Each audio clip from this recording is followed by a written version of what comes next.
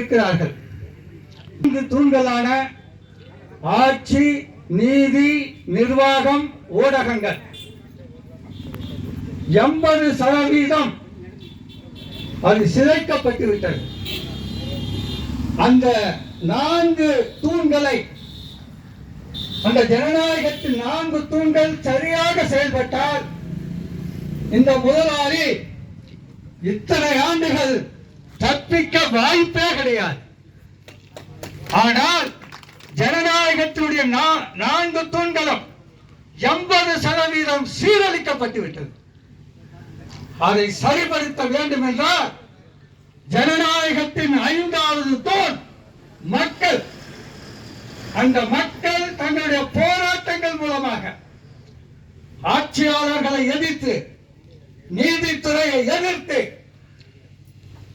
நிர்வாகத்தை, IAS, IPS அதிகாரிகள் முதலாளிகளுக்கு சாதகமாக செயல்படுகிறார், அவர்களை எதிர்த்து ஊடகங்கள் தொடர்ந்து எழுதி வந்திருந்தால் அப்பெல்லாம் வார பத்திரிகை வரும். தராசு, நக்கீரன் போன்ற பத்திரிகைகள் ஒவ்வொரு தொழிற்சாலையிலும் துளவி பேட்டி எடுத்து கட்டுரைகளாக போடுவார்கள்.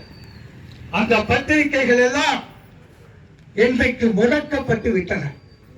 அதனால்தான் தமிழ்நாட்டு மக்களுக்கும், தொழிலாளி வர்க்கத்திற்கும், விவசாயிகளுக்கும், உழைக்கிற மக்களுக்கும் ஏன் எதிர்கட்சிகள் பேசினால் கூட அதை காதில் வாங்கிக் கொள்வதில்லை. அந்த அளவுக்கு நிலைமை தலைகீழாக போய்விட்டது. இதை சரி செய்ய வேண்டும்.